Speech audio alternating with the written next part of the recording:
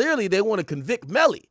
And they want to convict Melly so bad, they're down to give this guy, if you don't know the whole story, this guy was the driver and the guy who helped Melly cover up, in the state's opinion, the double murder of his two other friends. They were all friends, four of them. They were in the car. The guy who was driving, Bortlen, he wasn't a part of the crime. But after Melly shot both of the niggas in the car and killed them, he then helped Melly to cover it up. He dropped Melly off at a location that Melly could get picked up and go home. And then he brought the dead bodies, which I think that's the craziest thing. To bring the dead bodies of your friends to the hospital and then lie to investigators that it was a drive-by, yo, that's crazy. Like, my nigga, that's crazy. Anyway, let's get into this a little bit. Side continue to present whatever evidence, witnesses, or testimony they'd like to do before that. So I'm going to pause on the evidentiary portion today. I do want to have a quick conversation with Mr. Henry. I'm going to put him under oath, talk to him about the charges, make sure he understands the maximum possible penalties, make sure he understands the state offer. I think that's something else the defense wants to speak to him about. Well, I'm going to put it on the record right now, but he doesn't. Now, keep in mind, Melly got locked up, I believe, 2018. So he's been locked up for like 7 years now. And the first trial ended up in a mistrial. And he's about to go to trial for the second time, but the trial was scheduled to start this year. They push it back to next year. So, you know, he's been trying to aggressively try to get out of jail. He just hired, I believe, Drew Finland. It's kind of looking like the state doesn't want him to get out, and they're not going to give him any reasonable plea because this is what they call a heinous crime. They were pursuing a death penalty for a while. Actually, this might be a death penalty case. Like, you killing two people point blank range, your homies in a car. If that's what happened, that's some shit. They're trying to make sure you don't see the light of day again, right? So they're down to even give this guy a deal as long as they could get Melly locked up for life. Now, this guy's been locked up. You know, he got out on bond a couple times, but he's been locked up for a good amount of time that he'll probably get credit for. If he takes this plea, which it was supposedly is going to be 16 years, number one, he definitely has to testify against Melly. But the time that he would spend would probably be like 8 years in jail. And then he'd be free. Tell me what his answer is now, but I just want to make sure he has all the info. And what I'll tell you all, I'll be back here tomorrow, and then, you know, I'm going to tell Mr. Henry this as well, but for his benefit now, if he wants to resolve the cases by way of a negotiated plea, that's fine with me. And if he doesn't want to, that's fine with me too. But the one thing that I am going to change, if you need me to, I can put him on maybe Tuesday afternoon, the 9th. I'd rather just not do it. I'd rather know yes or no the day before, because there's a significant, number one, I don't want him to feel any pressure. But number two, I got 250 citizens coming in here Wednesday morning, and there's Tuesday just, afternoon is fine, Your Honor. yeah, if need be. I have a hearing at 3:30. Okay. It's fee hearings. You know, Yeah. I'm going to try to get you the details of the plea. for a mental illness. Are they giving you any medication in the jail right now? All right. How are you feeling this morning? Your head is clear? You understand what's going on? All right. So, Mr. Henry, listen, you got two cases. I'm going to go one at a time. In case number 19-1871 CF10A, right now, you're charged as follows. Counts 1 and 2 is murder in the first degree with a firearm. Those are capital felonies, which means it's a mandatory life sentence. If the jury convicts you of count 1 or count 2 as charged, that's life in Florida State Prison. I have no discretion. Count 3 and count 4 are accessory after the fact to murder in the first degree. Those are each first degree felonies. The maximum penalty for each of those is 30 years in Florida State Prison. Okay? In your other case, which is case number 23-10643 CF10A, you're charged as follows. Count 1 is tampering with a witness in a capital felony. That is punishable by life in Florida State Prison. All right? As the maximum penalty. Count 2 is directing the activities of a criminal gang. That's a first degree felony punishable by life. So the maximum penalty there is also life in Florida State Prison. Count 5 is conspiracy to commit tampering. And again, as it's charged, that is also a life felony. The maximum penalty is life in Florida State Prison. And lastly, count 7 is unlawful use of a two-way communication device, as that's charged as a second-degree felony. The maximum penalty is 15 years in Florida State Prison. So right now, as to all the charges that you're facing, the maximum possible penalties are as follows. It's life in Florida State Prison, followed by life in Florida State Prison, followed by life in Florida State Prison, followed by life in Florida State Prison, followed by life in Florida State Prison, followed by 75 years in Florida. Gang, there's too many people snitching, bro. I would have took the plea right there, bro. Bro, Your Honor, you don't got to finish, bro. Just let me out of here, bro. Nah. Yo. State prison. Nah, that was crazy. Those are capital felonies, which means it's a mandatory life sentence. If a jury convicts you of count 1 or count 2 as charged, that's life in Florida State Prison. I have no discretion. In your other case, that is punishable by life in Florida State Prison, all right, as the maximum penalty. Count 2, to commit tampering penalty is a device, as that's charged the second. As to all the charges that you're facing, This is crazy. the maximum possible penalties are as follows. It's life in Florida State Prison, followed by life in Florida State Prison, followed by life in Florida State Prison, followed by life in Florida State Prison, followed by life in Florida State Prison, followed by 75 years in Florida State Prison. Oh, hell nah. Yo, you know what I would have said? You know what I said? Your Honor, pass me that goddamn bologna sandwich and take my phone number, cause sorry, nigga, I'm finna go home. Come on, bruv.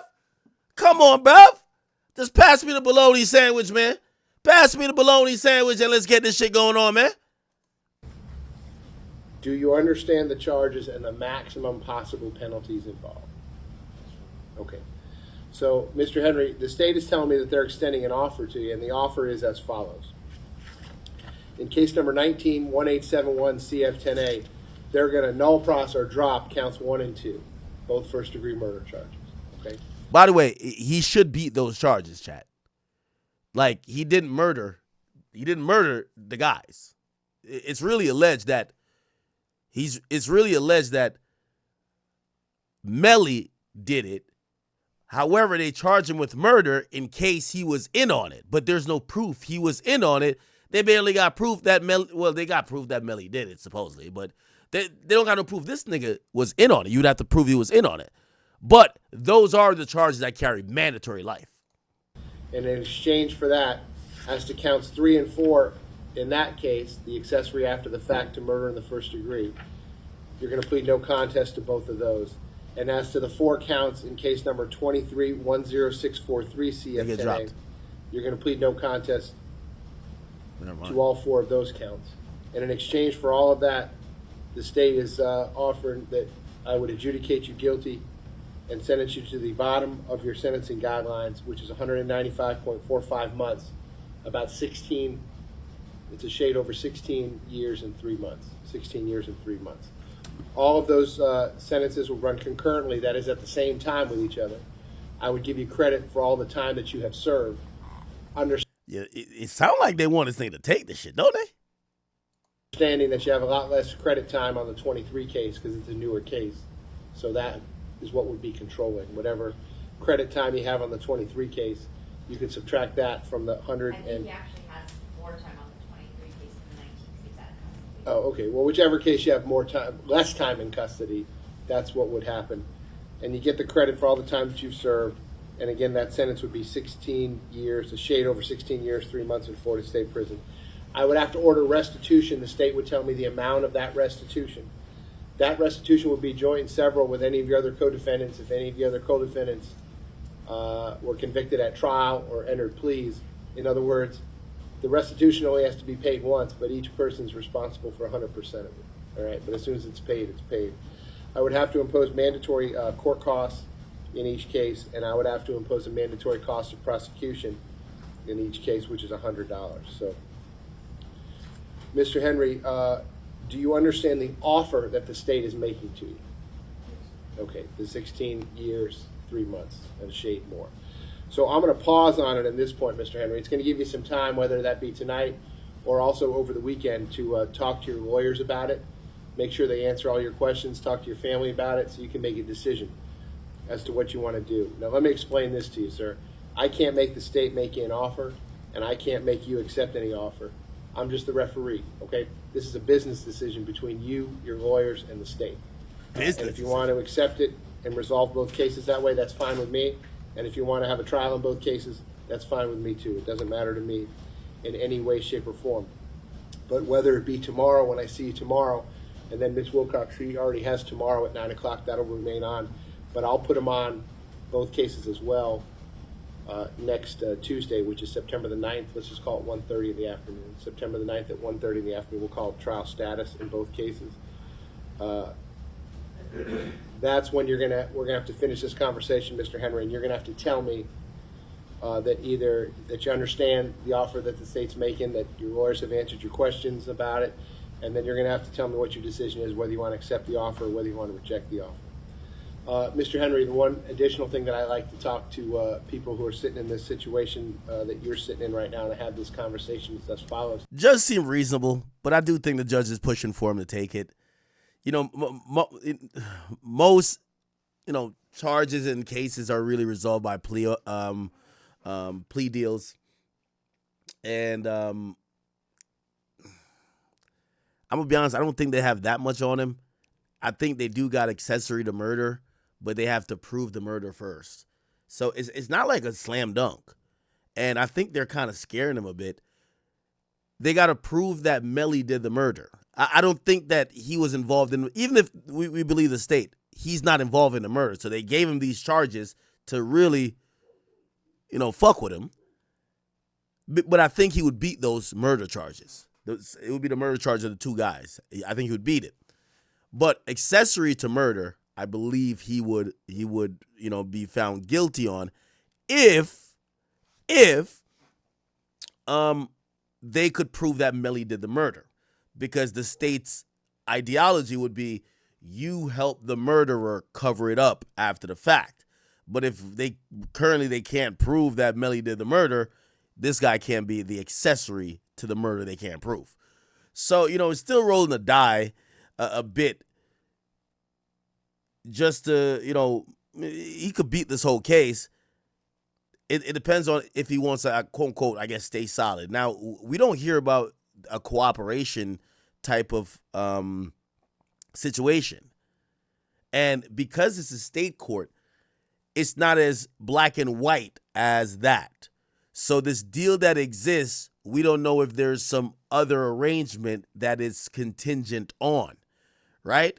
Now, clearly it looks like it's in front of the judge, so it looks like it wouldn't come with maybe any additional cooperation unless there was cooperation before. But it could have been cooperation, right? It could have been cooperation that's kind of like installed in the deal. We don't know, right? Because, again, for this plea deal to officially go, the judge has to sign off on it, but it has to be put in front of the judge after it's been accepted. And sometimes the prosecutor will be like, well, we got to see that you satisfactorily dealt with the stipulations as per the deal, which means you're going to tell.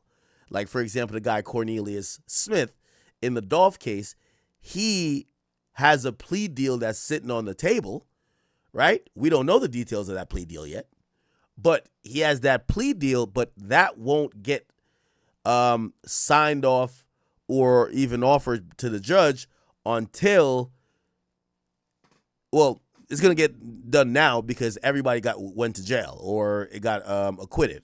Hernandez Govan got acquitted, straight drop, went to jail. This tells me there might not be cooperation, but you can't rule it out because the judge is saying you have until tomorrow and this deal is no good after that, supposedly.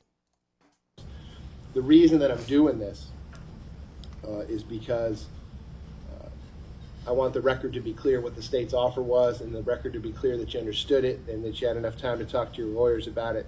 You had enough time to talk to your family about it. You weren't under any pressure to make a decision, whatever you thought was in your best interest. Because it goes kind of like this. And I'm sure your lawyers can speak to it better than I can.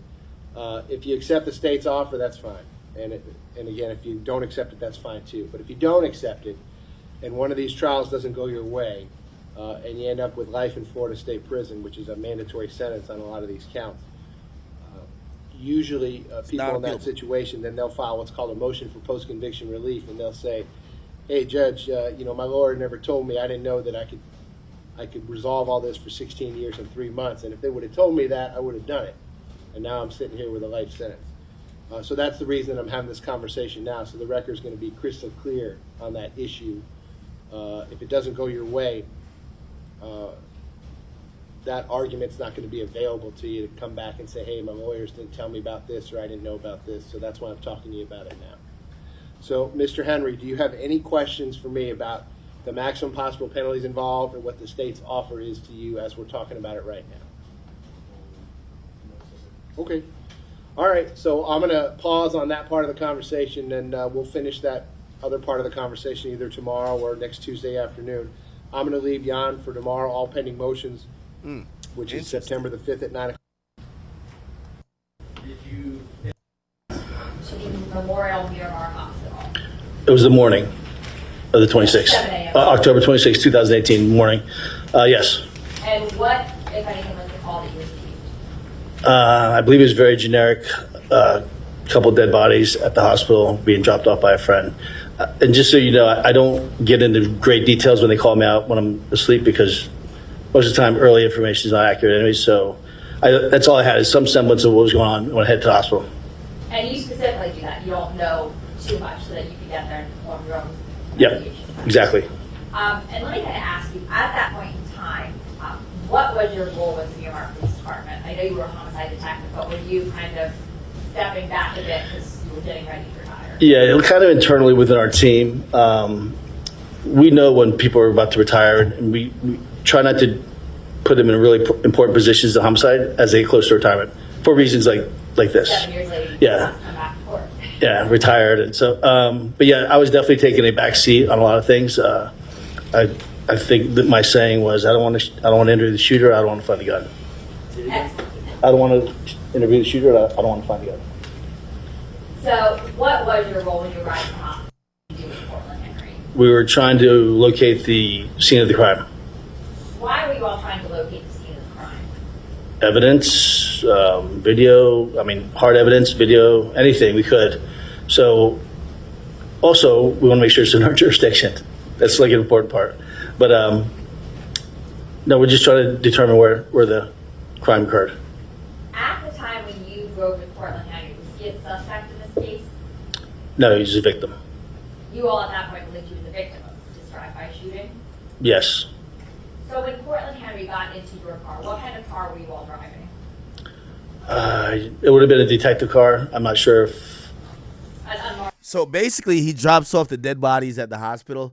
The police show up. The police is kind of hearing him say, "Yo, these guys shot at us. They killed 2 of my friends." And the cop basically says, "Yo, where did y'all get shot at?" He tells them a story, and the cop says, "Okay, get in my car. Let's go to the place that this happened at," right? So they're trying to find the crime scene. Unmarked, yeah. Would there be any cage in the back or anything like that? No. Do you recall where in the car he sat? I want to say I believe he was in the front seat. Next to you. Yes. What did Mr. Henry do with you in the vehicle? He directed me to the location, and it seemed like it wasn't very forthcoming, and went back to the station. He was courteous. Wasn't, obviously I don't think he's cooperative in that situation, but So there was no questioning back and forth between you and him? no. Well, questioning is, where's this location? Exactly. Yeah. Nothing about, potential suspect or, the investigative part. We're just trying to determine where it happened, what happened. If he's a witness, he can.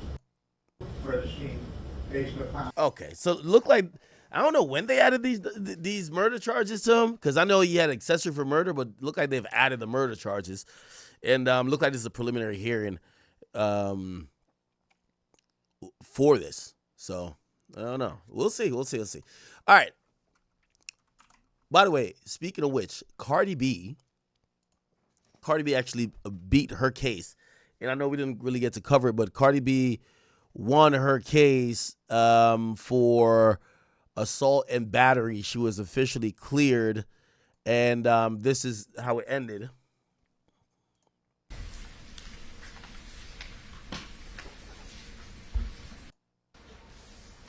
Those 1 through 50, inclusive defendant. Case number 20 STCV 07031. Verdict. We, the jury, in the above entitled case, answer the questions submitted to us as follows. Section A, assault and battery. Question 1. Did plaintiff Imani Ellis prove all of the following elements of battery? 1. Defendant Belcalis Marlenes Almanzar, Ms. Almanzar, touch Ms. Ellis in the intent to harm or offend Ms. Ellis. Number 2, Ms. Ellis did not consent to being touched. Number 3, Ms. Ellis was harmed or offended by Ms. Almanzar's conduct. And 4, a reasonable person in Ms. Ellis' situation would have been offended by the touching. Answer, no. Question 2, did Ms. Ellis prove all of the following elements of assault? Number 1, Ms. Almanzar acted with the intent to cause harmful or offensive contact with Ms. Ellis. Number 2, Ms. Ellis reasonably believed that she was about to be touched in a harmful or an offensive manner. Number 3, Ms. Ellis did not consent to Ms. Almanzar's conduct. Number 4, Ms. Ellis was harmed. And number 5, Ms. Almanzar's conduct was a substantial factor in causing Ms. Ellis's harm. Answer, no. By the way, because this is a civil trial, this is why the verdict sheet is very different, and that's why they're reading it like that. Section B, intentional infliction of emotional distress. Question 5, did Ms. Ellis prove all of the following elements of intentional infliction of emotional distress? 1, Ms. Almanzar engaged in extreme and outrageous conduct beyond mere insults, threats, indignities, annoyances, hurt feelings, or other trivialities that a reasonable person is expected to endure. 2, Ms. Almanzar intended to cause Ms. Ellis emotional distress. Number 3, Ms. Ellis suffered severe emotional distress. And number 4, Ms. Almanzar's extreme and outrageous conduct was a substantial factor in causing Ms. Ellis to suffer severe emotional distress. Answer, no.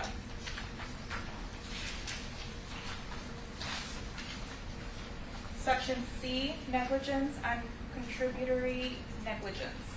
Number 8, did Ms. Ellis prove all of the following elements of negligence? Number 1, Ms. Almanzar was negligent. Number 2, Ms. Almanzar's negligence caused Ms. Ellis to suffer physical harm rather than only emotional distress. And 3, Ms. Almanzar's negligence was a substantial factor in causing Ms. Ellis's harm. All right, Answer, Jesus, no. like this shit is long. All right, is it in which full jury? Signed this date, September 2nd, 2025, by foreperson George Uloa, number 3. All right, is it in which full jury? All right, let me ask the foreman, was it unanimous as to all the questions? Yes. All right, so the question that the clerk is going to be asking is, was it unanimous as to all questions? Question 1, Or just all questions? as to all questions? Was it Yes. unanimous? Was it unanimous? Yes. And then go through each of the jurors. Was it unanimous? Was it unanimous, juror number 1? Yes. Pretty much, they've again in civil court, not criminal court. It's not about like necessarily guilty or not, because it's not beyond a reasonable doubt. It's the preponderance of the evidence. So usually when they discuss civil allegations is, are you liable for, like, for example, somebody slaps me, I would sue the person for slapping me or injuring me or battery or whatever. And the way the jury would look at it is not if you're guilty of slapping me, right? It's, are you liable for the injury I received? Which civil cases are very interesting because you could actually be found liable for something you didn't do. And that's kind of a risk in civil law or civil cases, period. because it's not, do you believe, again, you even hear one of the questions is, do you, they had to answer if Cardi was, if they blame her for the woman getting injured or having a scar or whatever. Yeah, so it's very different. But basically, they said no to everything. Number 2?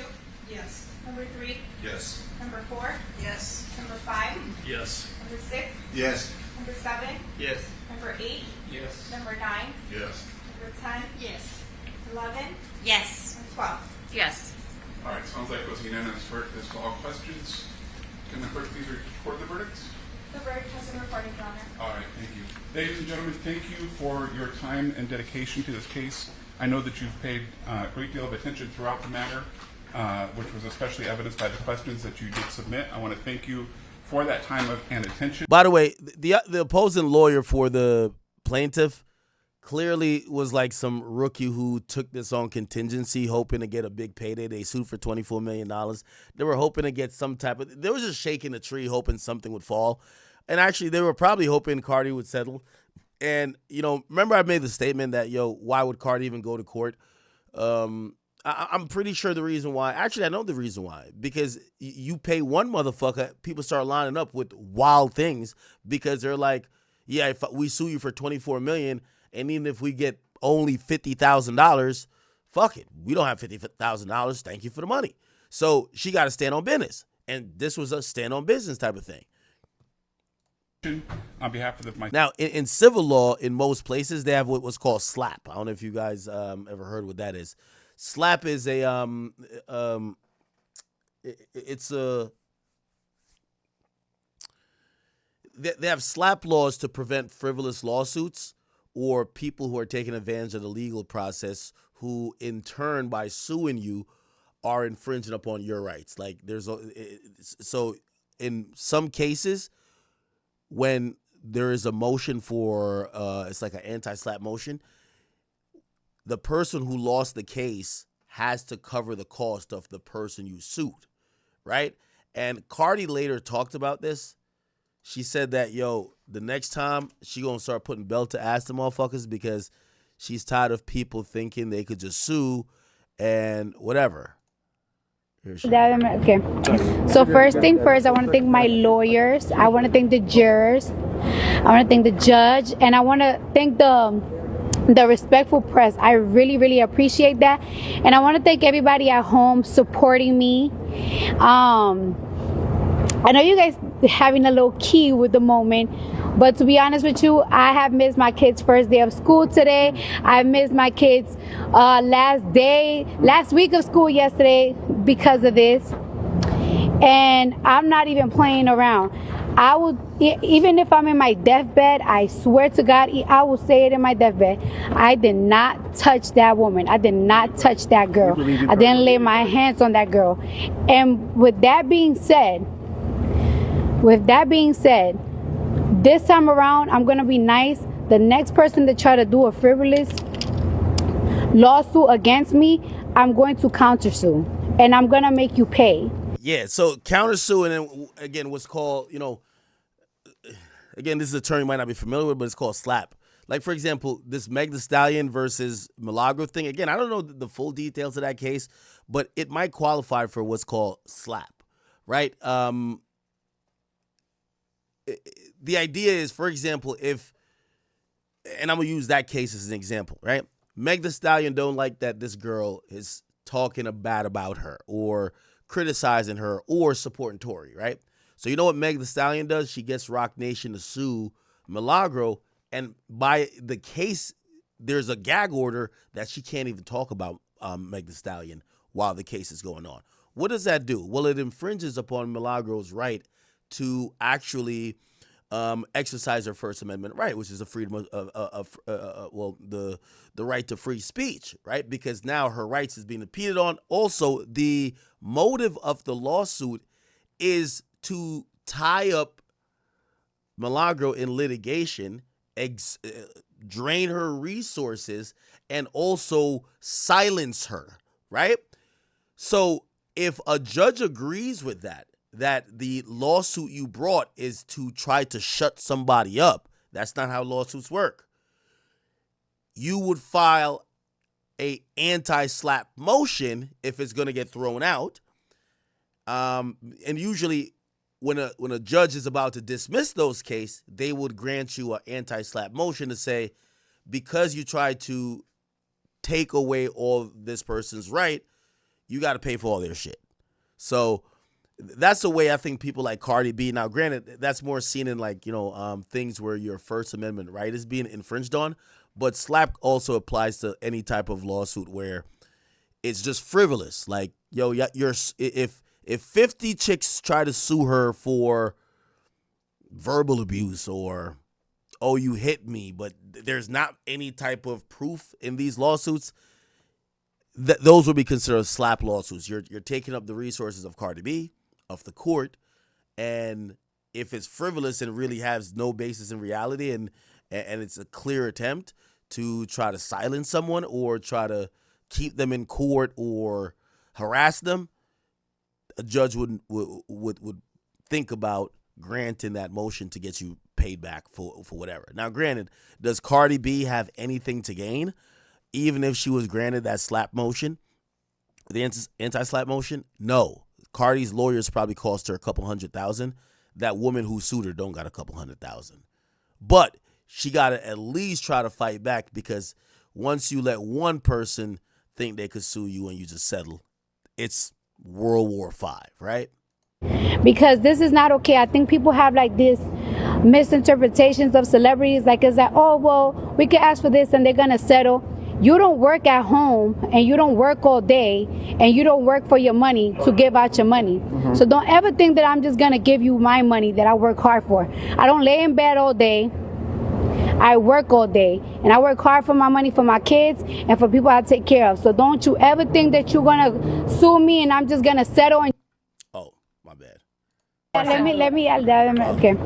So first thing first, I want to thank my lawyers. I want to thank the jurors. I want to thank the judge, and I want to thank the respectful press. I really, really appreciate that, and I want to thank everybody at home supporting me. I know you guys having a little key with the moment, but to be honest with you, I have missed my kids' first day of school today. I missed my kids' last week of school yesterday because of this. And I'm not even playing around. I will, even if I'm in my deathbed, I swear to God, I will say it in my deathbed. I did not touch that woman. I did not touch that girl. I didn't lay my hands on that girl. And with that being said, this time around, I'm going to be nice. The next person to try to do a frivolous lawsuit against me, I'm going to countersue. And I'm going to make you pay. Because this is not okay. I think people have like this misinterpretations of celebrities. Like it's like, oh, well, we could ask for this and they're going to settle. You don't work at home and you don't work all day and you don't work for your money to give out your money. So don't ever think that I'm just going to give you my money that I work hard for. I don't lay in bed all day. I work all day and I work hard for my money, for my kids and for people I take care of. So don't you ever think that you're going to sue me and I'm just going to settle and just give me my money. It's not going to happen. I do also want fans at home, though, not to find their social media, her family's social media, her social media, and bother her. I hope that this is something that I leave behind, that she leave behind. Don't go bother her. Don't be talking about her. Don't be talking about how she look. Don't call her no nasty names.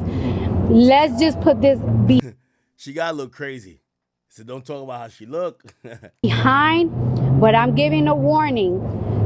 I am not that celeb that you're gonna sue and you think it's gonna settle. I'm not gonna settle, especially when I'm super completely innocent. I know I got a little reputation, but I swear to God I'm innocent. I swear to God, like this, like I'm really innocent for real. And I just want to say thank you, everybody.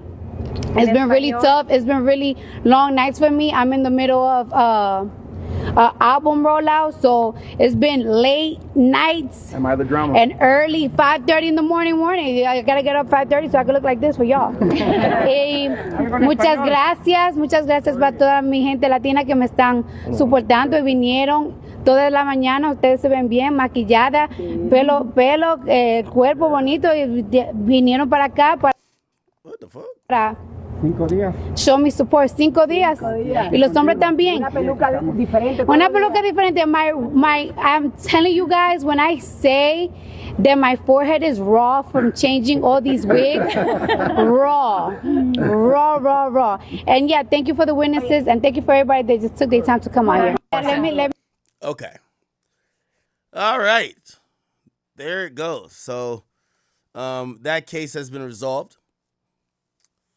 And we'll see who else tries to sue, if they keep trying to sue her. I think we played this yesterday. By the way, I don't know what's going on with Lil Baby. He's been really MIA.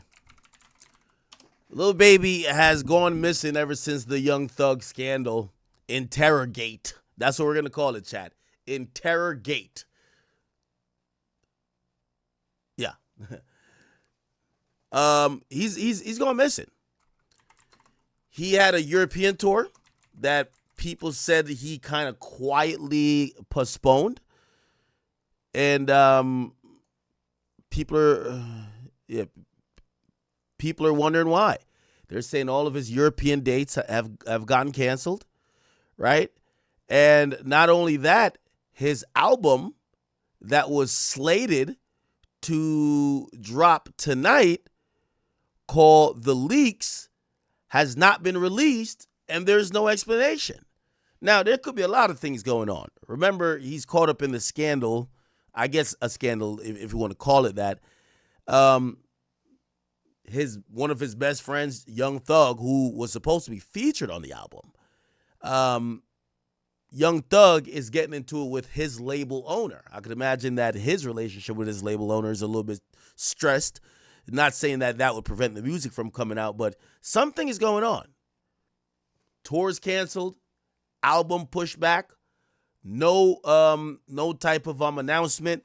I think, let me see, Lil Baby Instagram, Lil Baby. I don't even believe that he has a update on here about when it's gonna come out. He says, I know, even though I never said the album dropping on the 15th, which, by the way, it was rumored to drop on the 15th. It never dropped. It got moved to today. It was supposed to drop an hour and a half ago.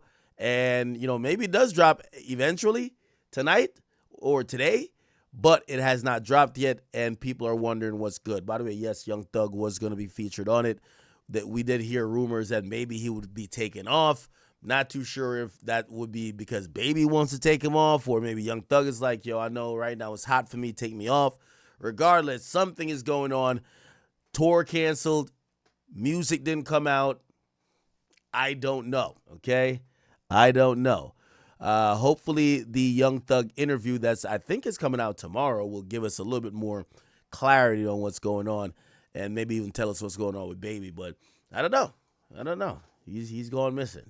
He's going missing. We'll figure it out. Okay. Let me see.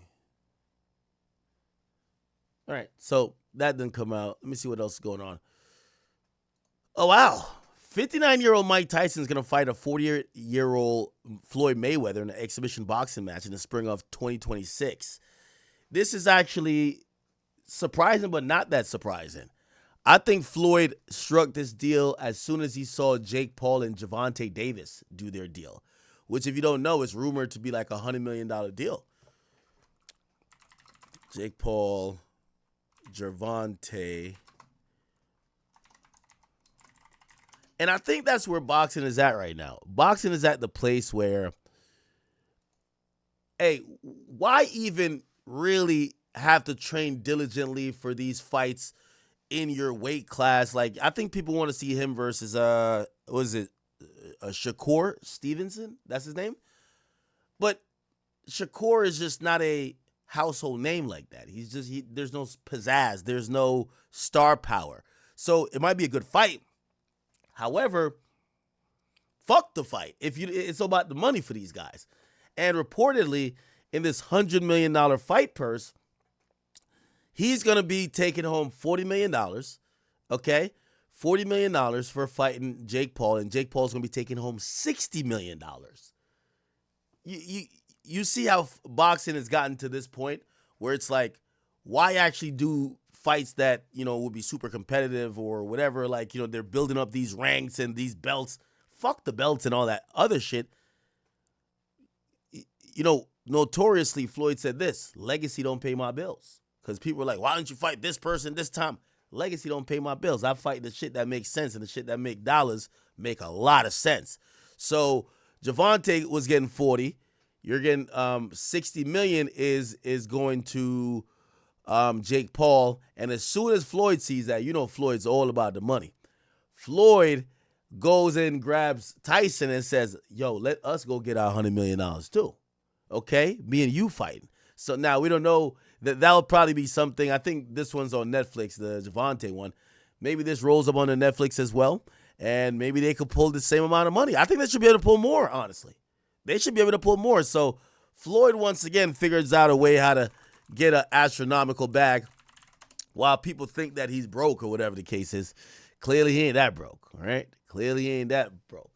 He posted up, it says, I fear no man but God. Let's get it. 2026, it says signed. Right now, it just says Mike Tyson Promotions and Mayweather Promotions. There's no promoter in this. They don't need one. And we'll just see what platform this kind of comes out on, right? It's a special exhibition. By the way, if Floyd loses, doesn't affect his record. If Mike loses, I don't even think they care about a winner and a loser particularly. I think we just want to see both of these guys. And this is almost like a paper. It's like a fantasy matchup. Obviously, they're past their prime, but it's a fantasy matchup. You would never see this regularly because this is a heavyweight, and I believe he's a is it just a lightweight? I think it's a heavyweight. So Cardi B is currently in court right now for allegedly saying rude things to this lady and scratching her on the face. What Axe said is 100% true. Cardi should just gave this lady 75K and call it a day, bro. Like, now you're gonna have to spend weeks in court. Every day Cardi goes to court, she has a new look. Cardi said she spends $3 million a month. On what? I don't know. It might be real estate, it might be I don't know what, but I'm hoping she makes. You spend $3 million a month, I hope she at least make 4 back. So, hey. And by 4, I mean 4 million in profit, so 7 million a month in profit. But hey, it's your boy Big Act News. Very, very crazy. Make sure you like, comment, subscribe, and let me know what you think is gonna happen in this case.